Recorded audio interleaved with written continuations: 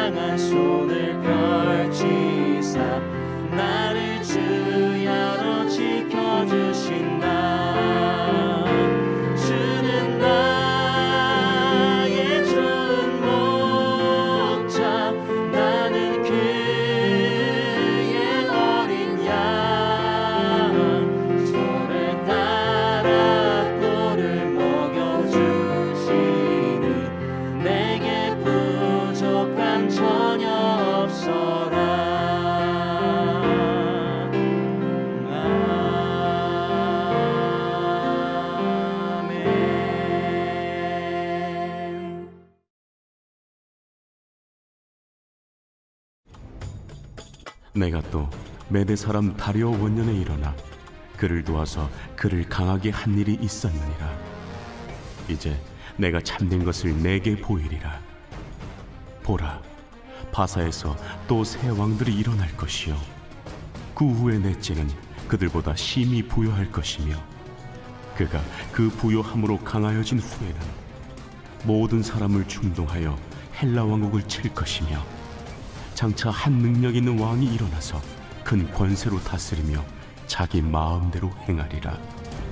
그러나 그가 강성할 때 그의 나라가 갈라져 천하 사방에 나누일 것이나 그의 자손에게로 돌아가지도 아니할 것이요 또 자기가 주장하던 권세대로도 되지 아니하리니 이는 그 나라가 뽑혀서 그 외에 다른 사람들에게로 돌아갈 것임이라.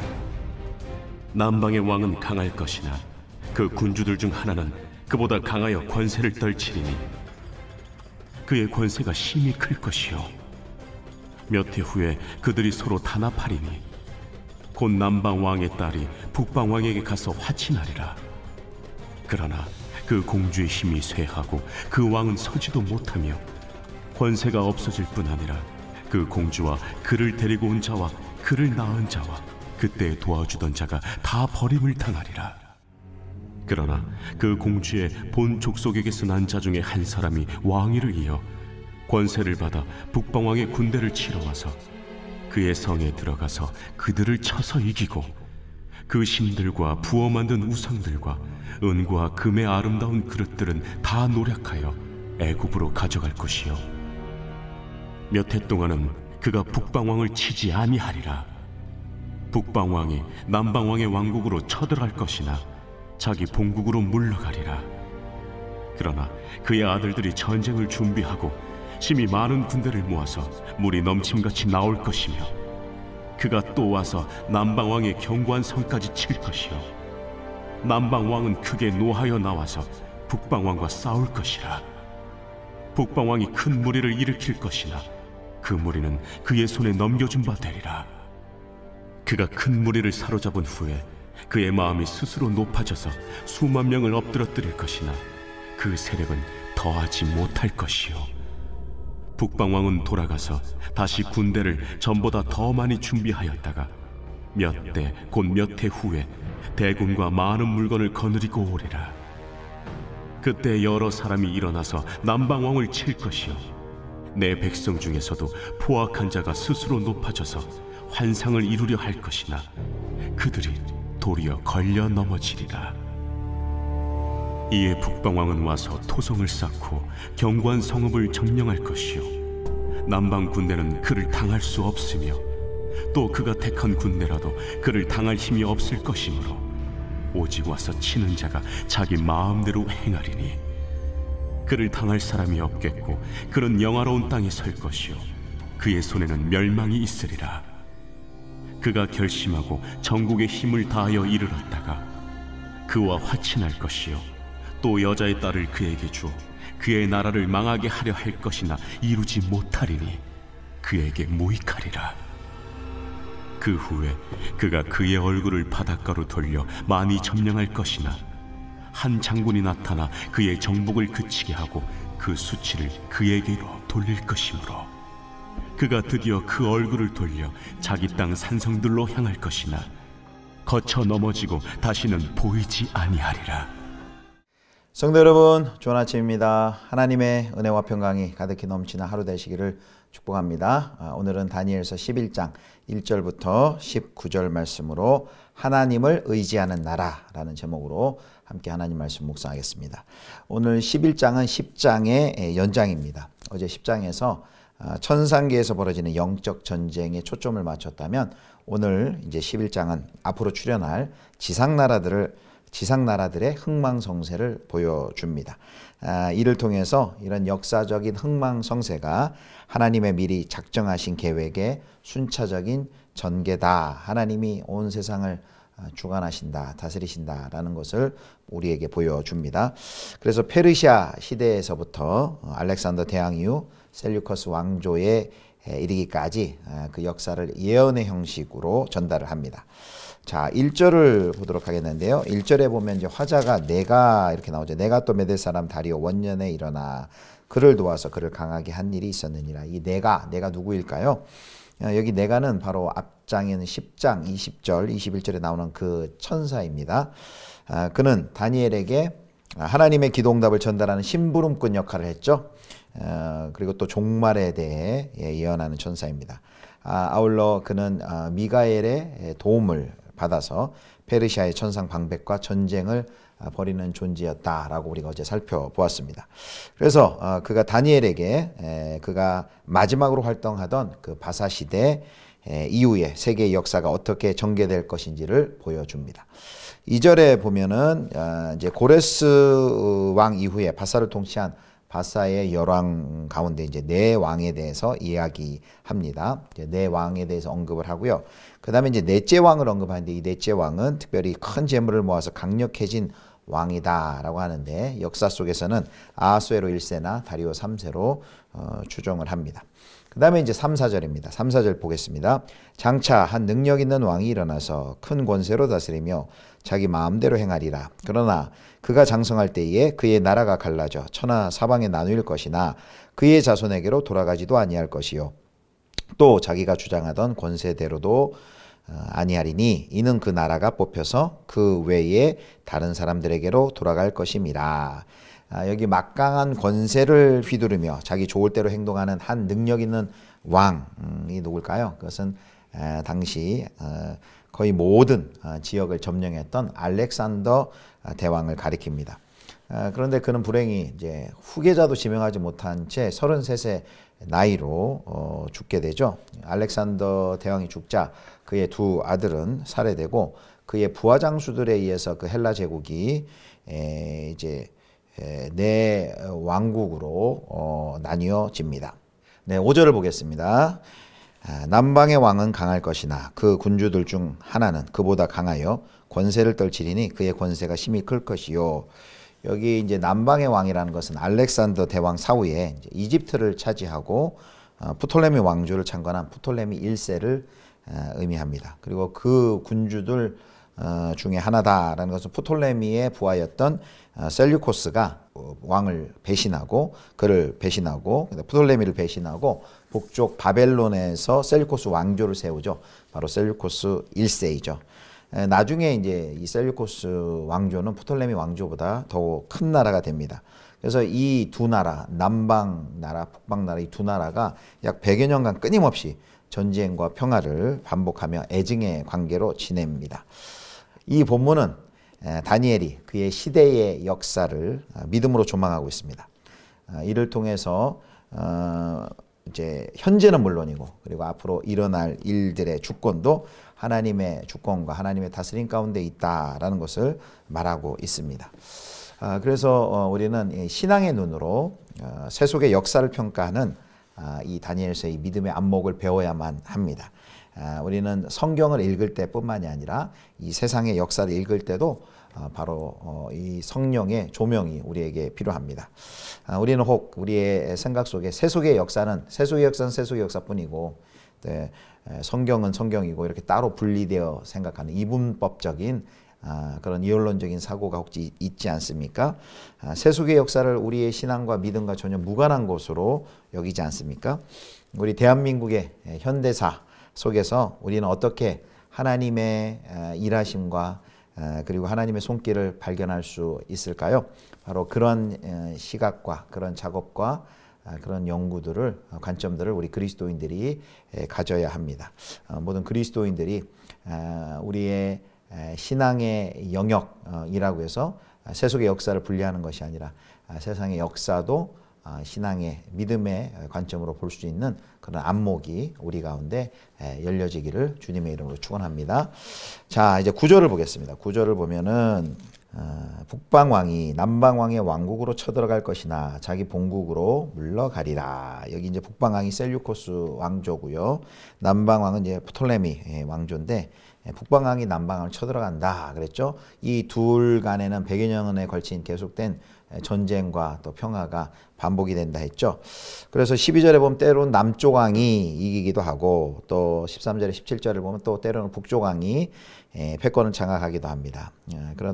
그러다가 이 셀류코스의 안티오코스 3세로 추정되는데요. 그 셀류코스의 왕도 해변땅이라는 것은 로마입니다. 로마의 한 장군에게 패하고 고향으로 돌아가지 못하고 죽는다. 이제 18절, 19절의 내용입니다. 이런 그 전쟁들을 보면 이런 왕국들, 제국들의 목표가 뭘까요? 결국은 자기 확장이죠. 자기 확장. 땅을 넓히고 자기 힘을 과시하고 다른 민족을 자기 발 아래 두는 것이 그들의 목표이죠. 그래서 이런 목표를 위해서는 신성한 교론을 정략적 도구로 이용하고 정적 제거를 위해 피 흘리는 것 마다하지 않습니다. 전쟁과 정쟁이 끊이지 않고 쉬지 않습니다. 그러나 이들의 권력은 세상의 권력은 한계가 있죠. 어느 나라가 패권을 장악한 듯 보이지만 제한적이고 잠시 잠깐뿐입니다. 그래서 그 9절에는 물러가리라, 또 12절에는 더하지 못하리라, 14절에는 넘어지리라, 또 17절에는 이루지 못하리라, 19절에는 다시는 보이지 아니하리라. 이것이 다 뭘 보여주는 표현입니까?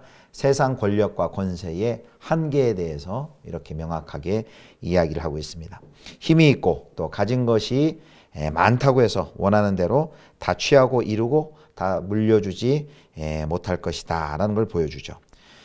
그래서 세상에 아무리 강하고 대단한 나라가 있다 한들 결코 세상의 나라의 힘은 믿을 것이 못 된다. 아무리 대단해 보여도 그것은 안개처럼 사라질 허망한 것일 뿐임을 이 본 11장은 우리에게 알려주고 있습니다. 그래서 모든 세상의 제국은 흥망성쇠가 있죠. 페르시아가 강해 보이지만 그 시대가 가고 또 알렉산더의 시대가 도래했지만 그 시대도 영원하지 못하고 그 시대도 무너집니다. 이렇게 모든 세상에 영원할 것 같은 그 권세를 가졌던 제국들이 무너지고 또 새로운 다른 나라로 계속 교체되는 이것을 우리가 보면서 하나님이 없는 영화, 하나님이 없는 권력을 불허하거나 의지하지 않도록 우리가 믿음을 구해야 할 것입니다. 그래서 다니엘서가 말하듯 제국의 힘은 오래가지 못합니다. 오직 영원한 것은 하나님의 나라와 하나님의 주권뿐임을 믿으시기를 축원합니다. 자, 이제 마지막인데요.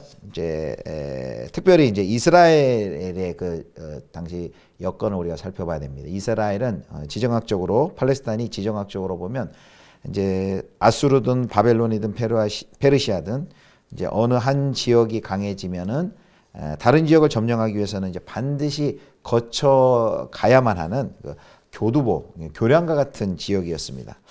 따라서 늘 그 전쟁의 강대국에 둘러싸여서 전쟁의 위협에 시달려야 했고 또 다른 나라의 침략 앞에 늘 노출되어 있어야 했습니다. 열강의 틈바구니 속에서 이스라엘은 이제 이리저리 휩쓸리는 약소국에 불과하죠. 그러나 그들의 이스라엘의 운명은 누구에게 달렸을까요? 제국의 손이 아닙니다. 제국의 손에 이스라엘 운명이 달려있는 것이 아니고 바로 전적으로 이스라엘의 운명은 하나님의 뜻에 달려 있습니다. 그래서 스스로 지킬 힘이 없는 이스라엘의 살 길은 하나뿐입니다. 그것은 열강보다 더 강한 나라를 만드는 것이 아니라 그들보다 더 크신 하나님을 의지하는 것입니다. 하나님을 의지하는 것만이 그들이 살 수 있는 길인 것이죠. 그래서 그들을 지키는 것은 창과 검과 방패일 수 없습니다. 오로지 하나님만이 지키실 수 있는 나라가 바로 이스라엘입니다. 사랑하는 성도 여러분, 우리나라를 이스라엘에도 많이 비교합니다. 한국의 역사도 이스라엘과 비슷하죠. 사방으로 지금 현 시대도 마찬가지고요. 강대국들의 열강들에 둘러싸여 틈바구니에 끼인 나라입니다. 우리가 어떻게 이 나라를 지켜나갈 수 있을까요? 하나님만이 우리를 지키시고 우리의 힘이 되실 줄을 믿고 우리도 이 땅에서 온 세상이 부러워하는 그런 어떤 큰 것들을 의지하여서 그것이 우리를 지켜줄 수 있을 것으로 착각하는 것이 아니라 그것이 어떤 돈이나 힘이나 무기가 우리를 지켜줄 수 있다고 생각하는 것이 아니라 오로지 크신 하나님, 역사를 주관하신 하나님, 온 세상의 제국의 운명을 손안에 쥐고 계신 그 하나님, 신실하신 하나님을 온전히 의지하는 나라가 될 때 하나님께서 우리나라 이 민족을 지켜주실 것입니다. 그것을 믿고 늘 앞장서서 하나님을 경외하고 의지하고 하나님만 섬기는 우리 주의 백성들 될 수 있도록 또 이 나라가 될 수 있도록 그렇게 앞장서서 하나님께 기도하시는 우리 저와 여러분 되실 수 있기를 주님의 이름으로 축원합니다. 기도하겠습니다. 하나님, 온 세상의 제국은 흥망성쇠를 반복하지만 영원하지 않은 것을 저희들 봅니다. 온 세상의 역사를 주관하시고 다스리시는 신실하신 하나님을 우리도 의지하게 하여 주시고 이 땅의 재물과 힘과 권세가 우리를 지켜주는 것이 아니라 온 세상의 주관자이신 하나님만이 우리를 지켜주시고 보호하여 주실 줄을 믿고 그 하나님만 온전히 의지하는 우리들 또 이 나라와 민족 될 수 있도록 하나님 함께하여 주시옵소서. 우리 구주 예수 그리스도의 이름으로 기도드립니다. 아멘. 하늘에 계신 우리 아버지여, 이름이 거룩히 여김을 받으시오며 나라의 임하옵시며 뜻이 하늘에서 이룬 것 같이 땅에서도 이루어지이다. 오늘날 우리에게 일용할 양식을 주옵시고 우리가 우리에게 죄 지은 자를 사하여 준 것 같이 우리 죄를 사하여 주옵시고 우리를 시험에 들게 하지 마옵시고 다만 악에서 구하옵소서. 대개 나라와 권세와 영광이 아버지께 영원히 있사옵나이다. 아멘.